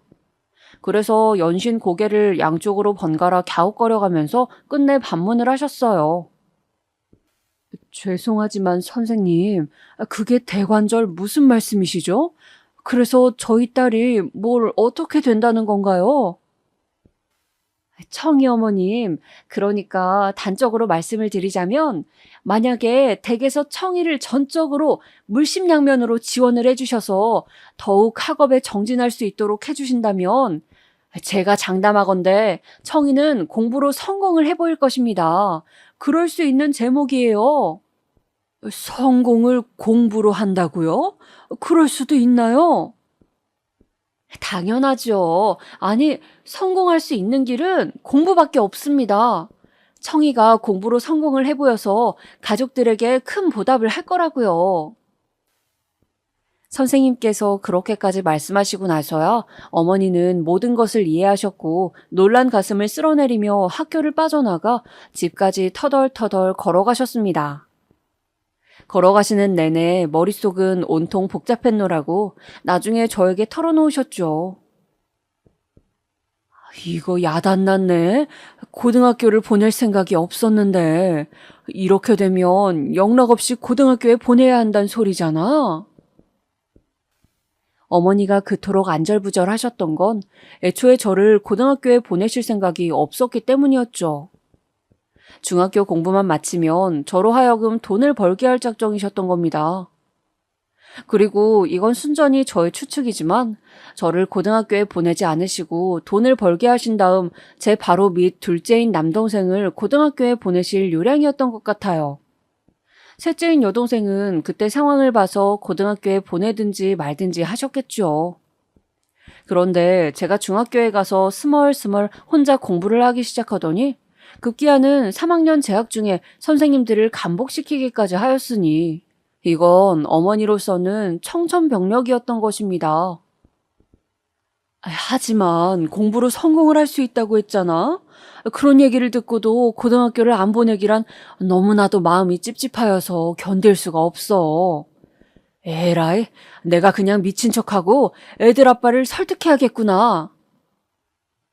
어머니가 걱정하셨던 또 다른 이유는 아버지는 철석같이 제가 곧 돈을 벌러 나갈 것이라고 믿고 계셨기 때문에 고된 회유의 과정이 필요하였기 때문입니다. 부모님 두 분은 저의 문제로 서로에게 날을 세워가며 대립하고 계셨습니다. 정희가 내년부터 돈을 벌어올 줄 알고 내가 약간의 마음을 놓고 의지를 하고 있었건만. 뭐 고등학교? 기집애가 뭔 고등학교야? 못 들었어요? 애가 공부를 그렇게나 잘한다잖아. 정희만 공부로 성공하면 우리 집, 우리 식구들 이제 다 걱정 없이 살 수 있다는데 그거 듣고도 당신은 무시할 수 있어요? 두 분은 몇 날 며칠을 같은 주제로 두고 싸우셨기에 저뿐만 아니라 동생들도 어떤 이야기인지 다 알게 되었습니다.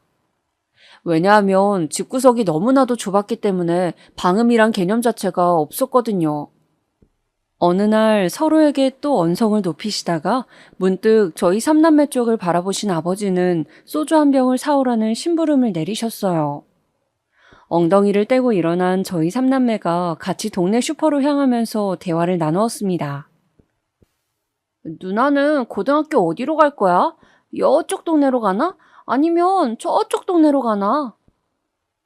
언니가 그렇게 공부를 잘하면 언니는 그러면 천재인 거야? 어? 저는 양쪽에 각각 동생들을 둔 채로 걸으면서 제 자신에게 물어보았습니다. 고등학교를 가서 정말로 공부를 미친 듯이 잘해낼 각오가 되어 있는지를요.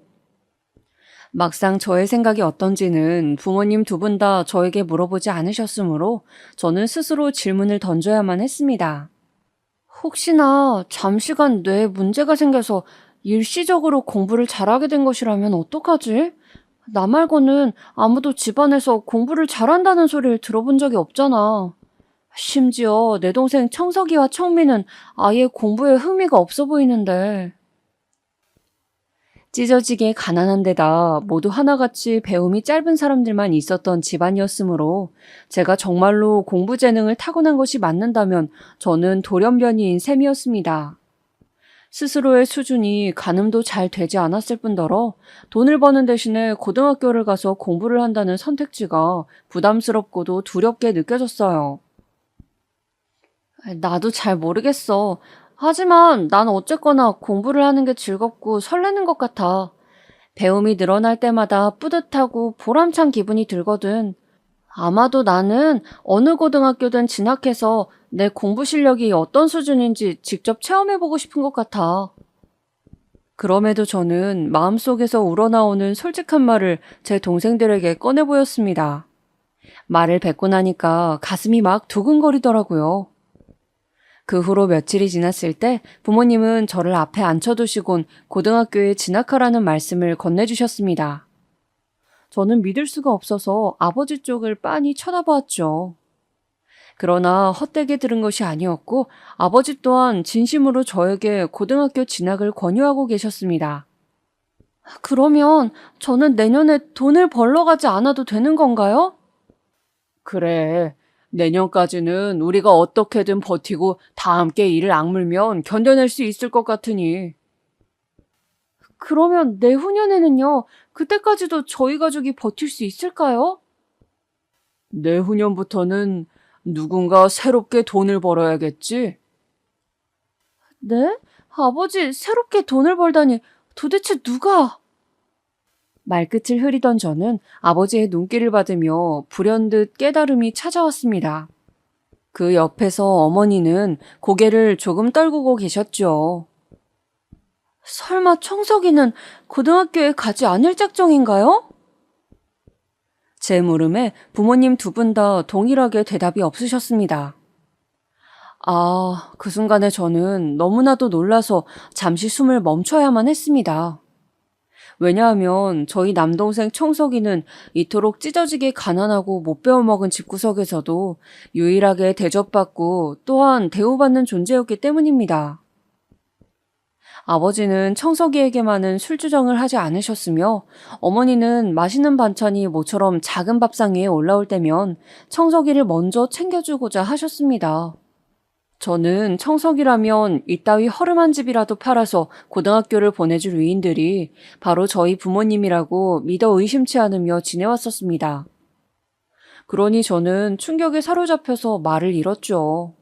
상황에 압도당한 저에게 어머니가 넌지시 말씀을 주셨습니다. 엊그제 네 기특한 동생 청석이가 우리한테 살그머니 와서 그러더구나. 자기는 고등학교에 가지 않아도 좋으니 우선은 누나를 고등학교로 공부하도록 보내주었으면 한다고. 그러면서 자기는 공부에 흥미도 없고 재능도 없으니 중학교 공부를 마치는 대로 돈을 벌어서 집안 살림에 이바지를 하고 싶다며 그런 의견을 내왔단다. 철이 든 것은 저뿐만이 아니었나 봅니다. 그 말썽꾸러기 남동생이 없는 살림마저 자기가 다 독차지하고 부모님의 사랑을 독식하려고 들었던 그 욕심쟁이가 저를 위해서 그런 곰곰하고도 깊은 생각을 해냈다는 것이 진심으로 놀라웠습니다.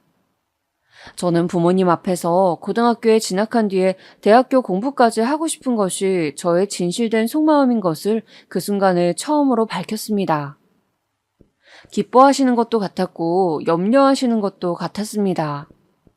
저라는 돌연변이는 두 분이 생전에 접해본 적이 없는 존재였기 때문이었지요. 부모님과 꽤나 긴 대화를 마친 저는 집 밖에서 외로이 서성거리고 있던 남동생에게 다가갔어요. 어쩌다 그런 결심을 내리게 되었는지 궁금해서였죠. 그러자 남동생이 저의 질문에 멋쩍게 손으로 머리를 벅벅 긁더니 배시시 웃었습니다. 누나는 공부를 하고 나서 보람이 들고 뿌듯하다며. 그 말을 듣고 나니까 누나가 공부를 계속하는 게 옳다고 생각이 들었을 뿐이야. 나는 공부가 늘 짜증스럽고 재미가 없거든. 이제 다 컸다고 그런 말을 하면서 쑥스러워하던 남동생. 그 앞에서 저의 눈시울이 붉어졌습니다. 3남매 중 고작 한 명이 고등학교에 진학하는 문제로 온 가족이 고심하며 시름시름 알아야 하는 집안의 이론 사정이 결코 바람직하거나 보편적이 아닌 것을 17살을 목전에 두고 있었던 저는 깨우친 뒤였기 때문입니다. 선생님께서는 분명히 공부를 하면 성공할 수 있다고 하셨다. 그분은 허투루 말씀을 하실 분이 결코 아니셔. 그렇다면 나는 앞으로 죽기 살기로 공부를 해내겠어. 반드시 성공을 해서 내가 우리 집안을 일으켜낼 거야. 계속해서 이런 삶의 굴레 안에서만 살게 두진 않겠어. 우리 집안은 조부모님도 모든 친척들도 다 궁핍하게 살고 있지. 그 윗대도 마찬가지라고 들었어. 학력으로 자랑할 수 있을 만한 이는 단 한 명도 없고 나는 이 지독한 굴레를 끊어내는 주인공이 되고 말 테야. 저는 그러한 각오를 다져냈고 이듬해 고등학교에 비로소 진학을 하였습니다. 그리고 저는 제가 진정으로 공부를 해내는 재능이 있다는 것을 증명해 보였습니다. 낯선 환경 속에서 새로운 공부를 시작했지만 그것을 익히는 것이 저에게 그다지 어렵지 않더군요. 그렇지만 이런 와중에 따라붙은 문제거리가 있었다면 우선은 저희 집안의 가장인 아버지셨습니다. 어떤 일을 계기로 급격하게 술에 빠져드셨어요. 그전에도 술을 즐기긴 하셨지만 이제는 차원이 달랐습니다. 저는 학교를 마치고 집에 돌아가면 보이는 풍경에 늘 참담함을 느껴야 했습니다. 저보다 어린 동생들이 느끼는 공포와 무력감은 말도 못하는 수준이었겠죠. 그런 상황에서 어머니는 더욱 단단해지시기보단 자포자기하는 길을 택하셨습니다. 평생에 걸쳐 힘겹게 살아오셨던 어머니는 정신적으로 한계를 지니고 계셨던 것 같아요. 공장 일을 나가시는 때를 제외하면 말씀을 한마디도 하지 않으셨습니다. 그 앞에서 제 여동생이 운 적도 있었습니다만 어머니는 조용히 고개를 돌려서 당신의 막내딸이 우는 모습을 외면하셨어요. 어머니는 그렇게 점점 소통의 단절을 이어가시며 스스로 마음의 문을 닫아가셨습니다. 고등학교에 진학하고 맞이한 처음 1년은 그리하여 혼돈으로 점철된 채 끝을 맺었습니다. 그리고 남동생이 공장에 나가서 돈을 벌기 시작하였어요. 만약 이때 남동생이 돈을 벌지 않았더라면 저희 가족은 그것으로 끝이었을지도 모릅니다. 아버지는 더 이상 경제활동을 하지 않으시는 수준에 이르렀고 어머니는 제법 성실하게 공장에서 일을 하셨던 과거를 뒤로하신 채 훨씬 더 작아진 급여만 받아오고 계셨으니까요. 어머니의 상태가 안 좋아지자마자 공장에서 이때다 싶어서 처우를 안 좋게 내렸던 것입니다. 남동생이 난생 처음으로 노동의 대가를 받아온 금액은 아주 작았습니다. 문제집 한 권도 살 수 없는 처지인 것은 익숙한데 이러다가 필기구마저 새로 못 사겠구나. 앞으로는 비가 오지 않을 때면 무조건 걸어 다녀야겠다. 저는 그 먼 통학거리를 걸어 다니기 시작했습니다. 운이 좋은 날이면 이웃집 아저씨께서 빌려주신 자전거를 타기도 하였습니다. 먼 거리를 매일같이 걸어 다녔더니 금세 피로가 쌓이더군요. 게다가 저는 풍족한 영양 공급을 받지 못하고 있었으니 체력이 바닥나고 공부에도 지장이 생긴 것은 당연하였습니다. 그러나 동생들에게는 일절 이런 부분을 말하지 못하였고 자습을 위해 일찍 나가고 늦게 들어온다는 핑계를 대었어요. 그러던 어느 날 더위가 가신 줄 알았건만 얄팍한 착각을 하고 말았던 늦여름이었습니다. 날씨 때문에 완전히 체력이 바닥났었나 봐요. 저는 집으로 귀가하던 길에 정신을 잃고 쓰러졌습니다. 어이 학생, 정신을 좀 차려봐. 어째 이런 데서 엎어져 있어? 괜찮은 거야? 저를 붙잡아 들고 깨운 손길에 간신히 정신을 차릴 수 있었어요.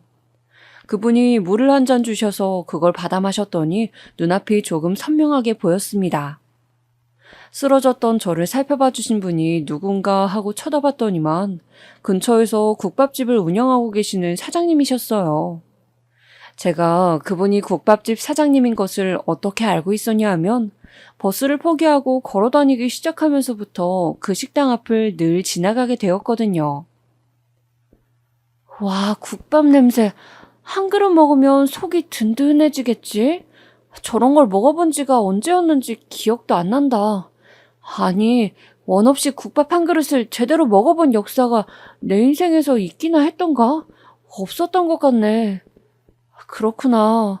저기 안쪽에 서 있는 아저씨가 국밥집 사장님이시겠지? 좋겠다. 언제나 맛있는 국밥을 드실 수 있을 테니까. 부럽다. 꼬르륵거리는 배를 움켜쥐면서 그 앞을 지나갈 때마다 국밥 생각을 간절하게 머릿속에 떠올렸습니다. 그랬기 때문에 저는 그 사장님을 한눈에 알아볼 수 있었어요. 도와주셔서 감사합니다. 잠시 어지러워서 그랬나 봐요. 저는 꾸벅 인사를 드리다가 몸을 휘청거렸는데 사장님이 깜짝 놀라시면서 제 몸을 부축해 주셨습니다. 너같이 빚 좀 마른 학생은 처음 본다. 교복을 보니까 바로 여기 근처의 학생이잖아. 지금 집으로 가는 거니? 사장님의 물음에 저는 힘없이 고개만 끄덕거렸어요. 조용히 돌아설 작정이었는데 갑자기 사장님이 상상하지도 못한 선의를 베풀어 오셨습니다. 밥은 먹었니? 이 시간까지 설마 굶진 않았겠지만 널 보니까 그 설마 하는 일이 진짜로 일어났을 수도 있겠다 싶구나. 국밥 한 그릇 먹고 가라. 아저씨가 한턱 내줄게. 저는 당황한 채로 사장님의 손에 이끌려서 국밥집으로 들어갔습니다. 주방 아주머니가 저랑 사장님을 번갈아 쳐다보면서 눈을 휘둥그레 뜨시더라고요. 뭐해? 한 그릇 얼른 말아봐. 뜨끈하게. 여기 학생이 배고파서 돌아가시겠단다. 사장님이 큰 소리로 외치니까 주방 아주머니가 고개를 절레절레 하더니 금세 국밥을 준비하시더군요. 작은 국밥집의 내부는 그 당시에도 생각하였지만 무척 정감이 깊은 분위기를 띠고 있었습니다. 낮은 천장에 은은한 조명, 조금은 허름한 느낌이 드는 인테리어였지만 식기며 각종 집기들은 아주 깨끗하게 관리가 되고 있는 것이 바로 보였습니다.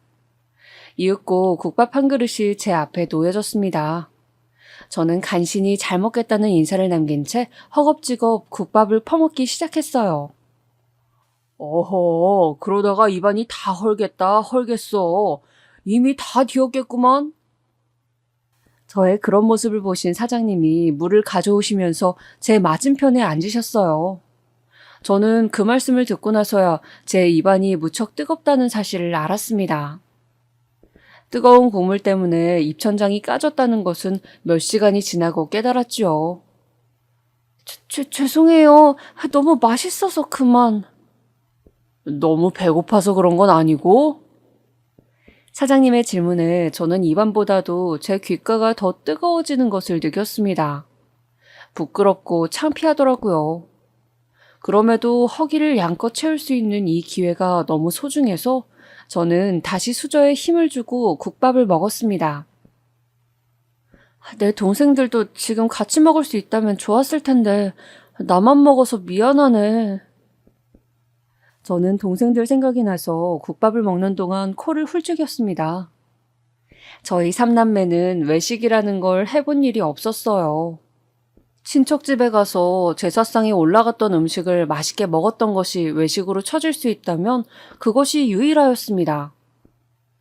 사장님은 제가 사는 동네를 물어보셨는데 저는 대답을 망설이다가 솔직하게 답을 드렸어요. 그러자 사장님은 물론이고 주방 아주머니까지 화들짝 놀랐습니다. 그 거리를 설마 걸어 다니는 거냐는 질문에 그렇다는 답을 하면서 민망함으로 고개를 떨궈야 했네요. 정말 맛있게 잘 먹었습니다. 감사합니다. 제가 돈이 생긴다면 반드시 오늘 얻어먹은 값을 치르겠습니다.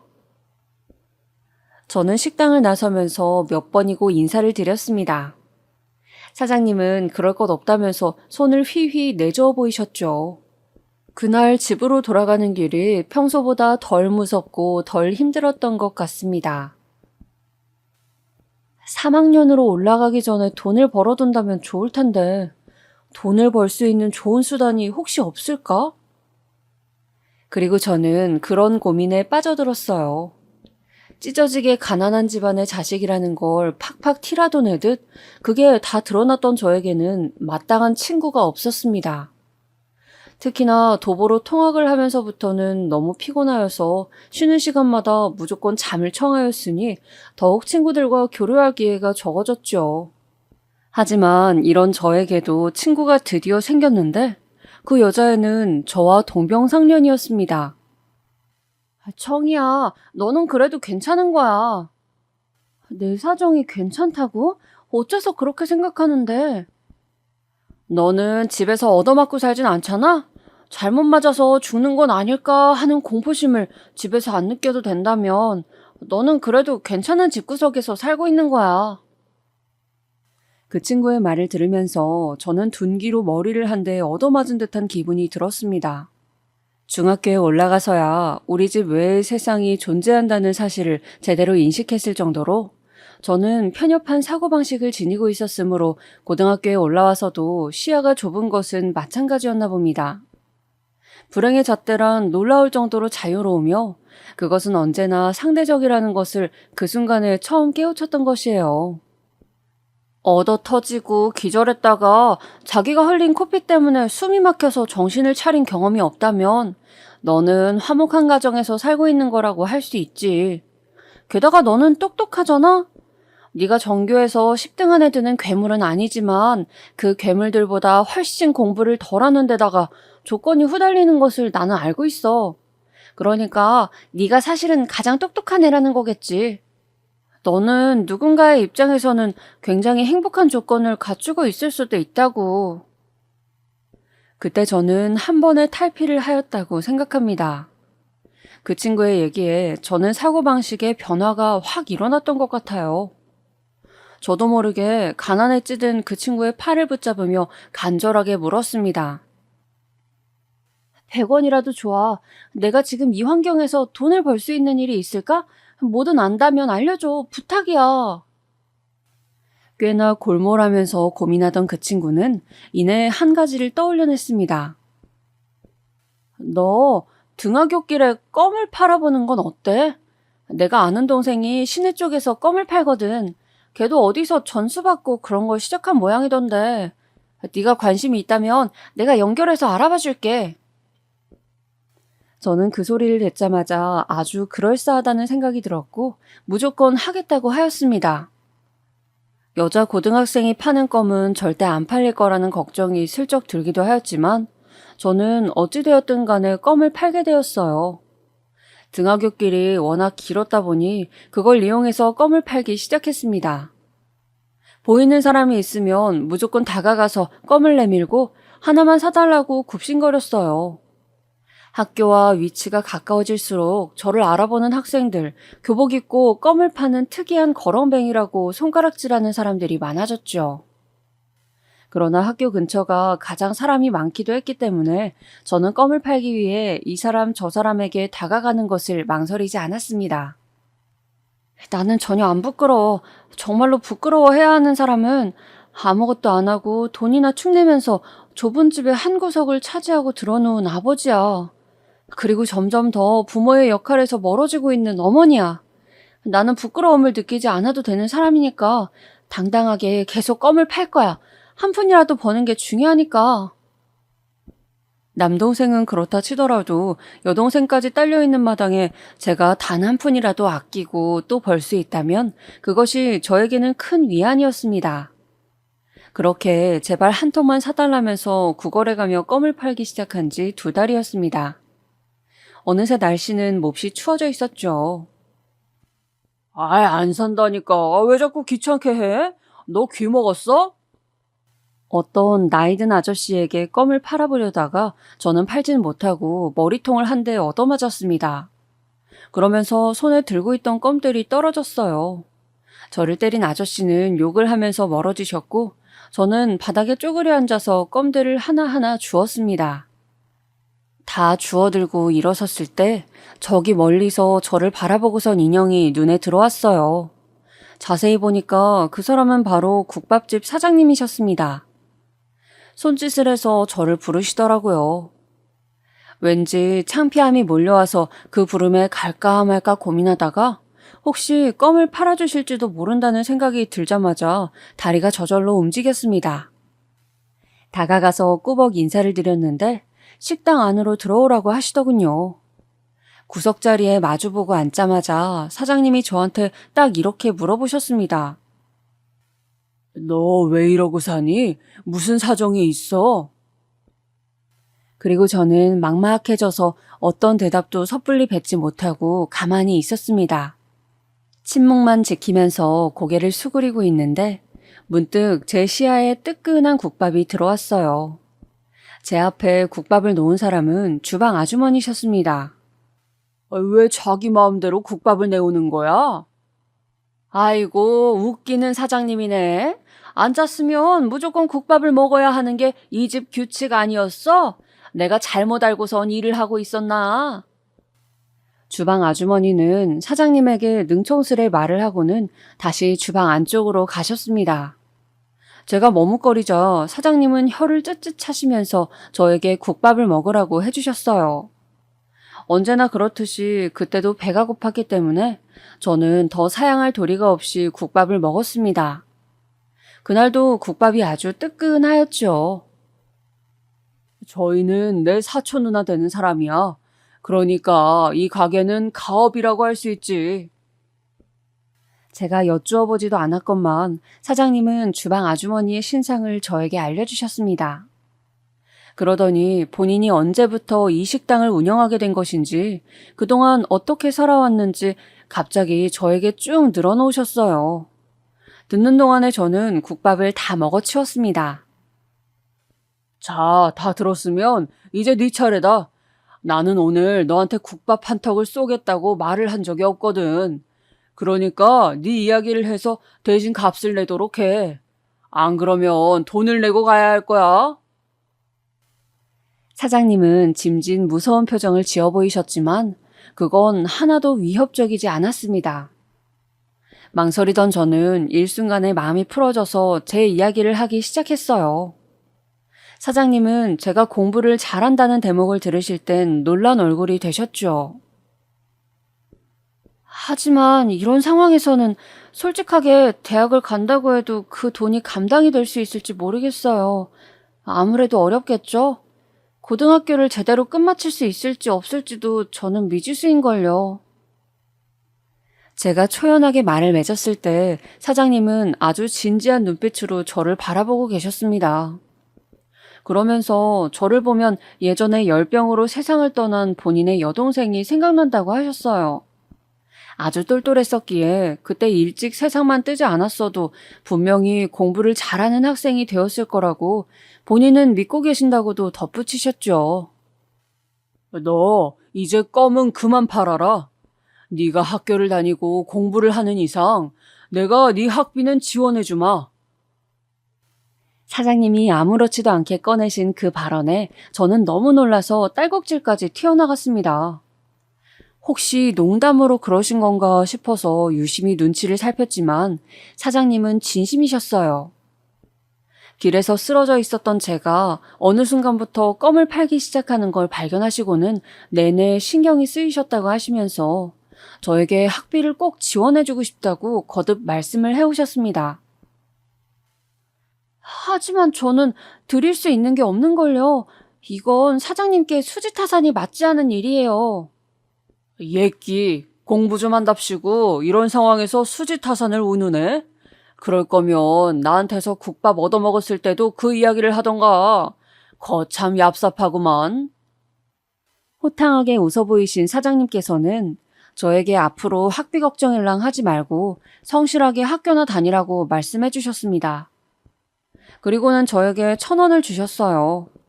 영문을 몰라서 그걸 받아들고 사장님을 바라본 순간 저는 들려온 다음 말에 눈물을 주르륵 흘리고 말았습니다.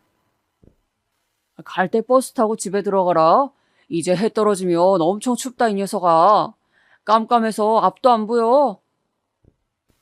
저는 사장님을 향해 그리고 주방 안쪽에 앉아 계신 아주머니를 향해 허리를 숙여 인사를 드렸습니다. 나는 정말 행운이 넘치는 사람이구나. 내가 뭘 잘했다고 이토록 훌륭한 어른을 만날 수 있었을까. 그날 버스를 타고 집에 가는 동안 저는 히끗거리면서 내내 눈물을 삼켜냈습니다. 감동으로, 감사함으로 울어본 적은 그때가 평생에서 처음 있는 일이었습니다. 눈물을 한바탕 계속해서 쏟아내면서도 마음속으로는 따뜻한 기운이 퍼져나갔죠. 가난에 허덕이며 능력이 부족한 부모님 밑에서 살아오며 저는 대가 없이 주어지는 돈은 존재할 수 없는 허상이라고 여겼었더랬죠. 하지만 국밥집 사장님은 본인의 말을 굳건히 지키심으로 저에게 이런 이야기가 존재하는 세상도 있다는 것을 알려주셨습니다. 어느새 술독에 푹 빠져버린 아버지. 난데없이 불교에 빠지셨던 것인지 매일같이 절에 찾아가 몇 시간이고 불상 앞에서 기도를 드리시는 것도 모자라 없던 돈마저 자꾸만 절에 갖다 바치려고 혈안이셨던 어머니. 그 단편만 보자면 저희 가족에게는 꿈도 희망도 없었습니다. 그러나 저는 외로이 공장 일을 하던 제 남동생의 손을 붙잡으며 누나가 나중에 너 호강시켜 줄 거야 라는 말을 감히 내뱉음으로써 남동생이 미래를 바라보며 견디게 하였습니다. 또한 방황하던 여동생에게 긍정적인 미래를 약속하면서 엇나가지 않도록 애를 썼습니다. 그래서 제 동생들은 그 집구석에서도 잠에 들면 입가에 미소를 그려내었어요. 꿈속에서는 이 지독한 현실이 모두 날아간 밝은 미래를 그리고 있었으니까요. 저는 국밥집 사장님의 지원하에 고등학교 과정을 무사히 끝마칠 수 있었고 무려 서울에 있는 대학에 합격하였으며 그것도 모자라서 의대생이 되었습니다. 아버지가 술 외의 것에 관심을 가진 건 오랜만이었어요. 내 딸이 그렇게나 똑똑했다고? 믿어지지 않는다는 아버지의 얼굴에는 형용할 수 없는 복잡한 감정들이 뒤섞여 있었습니다. 흐린 눈으로 입을 다물고 있었던 어머니에게 생기가 돈 것도 정말 오랜만이었고요. 네가 해냈구나. 나는 진짜로 네가 해낼 줄은 몰랐어. 너를 공장에 보낼 것을 괜히 고등학교에 보냈다고 나는 내내 후회하고 있었는데. 어머니는 꺼이꺼이 울음을 터뜨리셨고 그 울음은 온 가족에게로 전염이 돼서 5 식구가 한데 모여서 그날 실컷 울었습니다.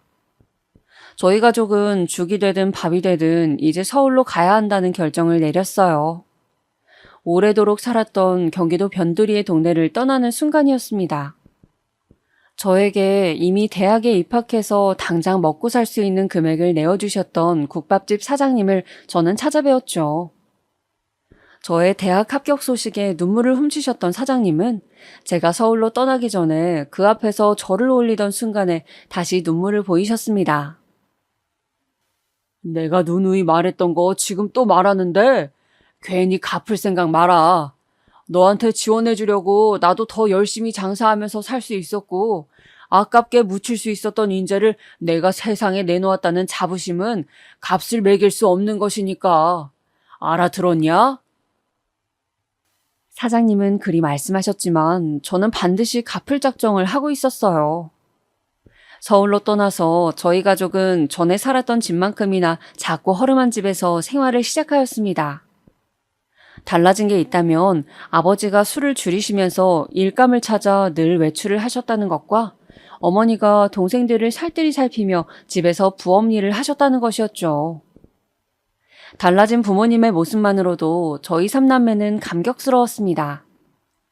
남동생은 일자리를 구해서 바로 일을 시작했고 여동생은 고등학교를 다니면서 어머니의 부업 일을 도왔습니다.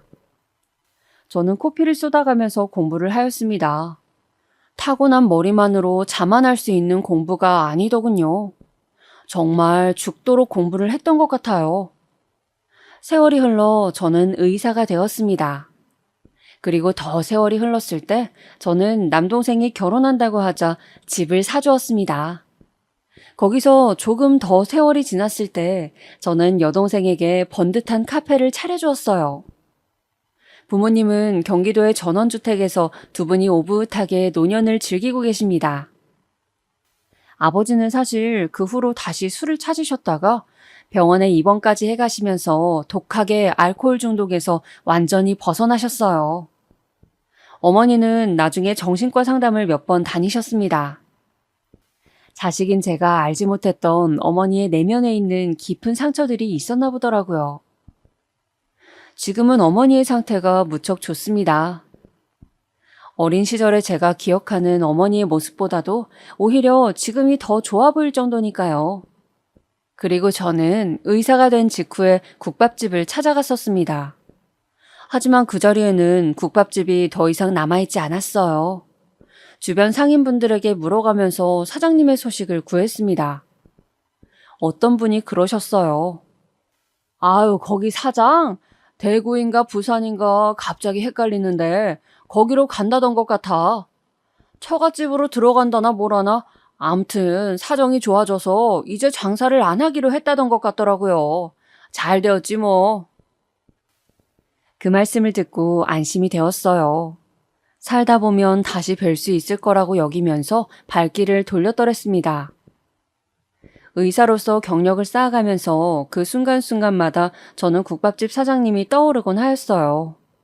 저희 가족에게는 엄청난 은인이셨으니까요. 그래서 어느 날 이러면 안 되는 걸 알면서도 흥신소마다 찾아다니면서 사장님의 현황을 알아내줄 곳이 있는지를 문의를 하였습니다. 제가 아는 사장님의 정보가 빈약해서 어려운 모양이었어요. 그러다가 어느 날 드디어 사장님의 현황을 알게 되었는데 국내에 안 계시단 소식이었습니다. 일본으로 떠나셔서는 그곳에 정착하신 모양이라는 이야기를 듣고 맥이 빠졌었네요. 그래도 사장님이 건강히 또 행복하게 잘 계신 거라면 다행이라고 여겼습니다. 이때로부터 세월이 꽤 흘러서 제가 의료봉사를 나갔던 어느 날이었습니다. 예정된 날에 비가 온다 그래서 무산될 줄 알았는데 당일이 되니까 햇빛이 쨍하더군요. 쪽방촌에 기거하시는 주민분들을 대상으로 의료봉사를 하고 있던 와중에 어떤 노인분께서 제가 있는 쪽으로 오시더니 대뜸 이렇게 말씀을 하시는 겁니다. 저기 대단히 죄송합니다마는 제가 선생님께 부탁 한 가지 드려도 될까요? 저는 그분께서 굉장히 점잖은 말투를 구사하신다고 느끼면서 고개를 끄덕여 드렸습니다. 아, 네 어르신, 어떤 것 때문에 그러세요? 미소를 지으며 그렇게 말씀을 드린 순간 저는 갑자기 정색을 해야만 했습니다. 웃음이 싹 거친 저의 얼굴을 바라보고 있는 그 할아버지의 모습에서 엄청난 기시감이 느껴졌기 때문이에요. 저는 이성이란 녀석을 이긴 본능이 제 입술을 멋대로 움직이는 체험을 하였습니다. 사장님? 혹시 국밥집 사장님이세요? 저도 모르게 튀어나간 질문에 대고 그 할아버지께서 눈을 동그랗게 뜨셨어요. 얼굴에서 선한 기풍이 흐르는 그 특유의 인상이며 인매, 제가 아는 그 국밥집 사장님과 너무나도 흡사하였습니다. 깜짝 놀라서 당황하시던 할아버지는 이윽고 천천히 입을 떼셨습니다. 의사? 잠깐만, 그렇다면 설마 청이는 아니겠지? 사장님, 저 맞아요. 저 청이에요. 제가 다급하게 말씀을 드리자 할아버지는 아니 사장님은 금세 눈물이 고이신 눈으로 저를 빤히 쳐다보셨습니다. 그 눈에서 눈물이 흐르는 순간 제 눈에도 뜨거운 눈물이 차올랐습니다. 주변에 양해를 구하고 얼른 사장님과 따로 독대를 하였어요. 사장님께서는 국밥집을 정리하시고 처가에 잠시 머무르시다가 친척들의 강력한 권유에 넘어가서 일본으로 이민을 가셨다고 했습니다. 하지만 그건 사기였다고 합니다. 애초에 이민 준비도 안 되어 있었대요. 사장님 가족이 아무것도 모르고 일본에 건너가자 사기를 친 사람들은 이미 한국에 있는 사장님의 각종 재산들을 다 빼돌려서 도망갔다고 합니다. 영문도 모른 채로 사장님은 전 재산을 잃었으며 믿었던 사람들로부터 배신을 당해 큰 마음의 상처를 입으셨대요. 사장님의 아내분은 극심한 스트레스로 병에 걸려서 이미 세상을 뜨셨다고 하셨습니다. 마음의 문을 닫아버린 사장님은 자식 2명과도 절연한 채 흘러가는 대로 사셨고 그러다 보니 쪽방촌까지 들어오신 거라고 하였어요. 사장님, 저랑 저희 가족은 그날 그때 사장님께서 베풀어 주신 은혜를 발판으로 삼아서 지금까지 잘 살아왔습니다. 사장님께서 뿌리신 씨앗이 커다란 나무가 되고 놀라운 열매를 맺은 셈이죠. 사장님, 이제는 그 나무 아래에서 편안히 지내세요. 아셨죠? 저 사장님께 얻어먹은 국밥 그거 아직도 값을 안 냈습니다. 제발 값을 내고 싶어서 이날 이때까지 가슴을 졸이고 살았는데 이제야 사장님을 뵙게 되었네요. 저나 사장님이나 계속 눈물을 흘리고 있었던 것 같아요. 저는 사장님을 모시고 우선 부모님의 댁으로 향했습니다. 저희 부모님은 사장님을 환대하시면서 우선 절부터 올리셨어요. 드디어 은인을 제대로 뵙게 되었다면서 감격하셨죠. 서울과 가까운 데다가 자연이 아름다운 그 동네에서 사장님도 정착하시도록 제가 집을 마련해드렸습니다. 네가 이 정도까지 성공했단 말이야? 사장님, 뭘 놀라고 그러세요? 저 그냥 의사 아니에요. 국밥집을 스폰서로 두었던 대단한 사람입니다. 그랬던 제가 보통 수준으로 버는 의사가 될 거라고 설마 여기셨던 건 아니죠? 제가 너스레를 떠니까 사장님께서 웃음을 터뜨리셨어요. 아, 그제서야 제가 아는 국밥집 사장님다워 보였습니다. 저희 가족의 설득에 따라 용기를 내신 사장님께서는 자식분들께 연락을 하셨어요. 그리고 또 한 번의 감동적인 상봉이 일어났죠. 그 모습을 보면서 저희 가족도 무척 뿌듯함을 느꼈답니다.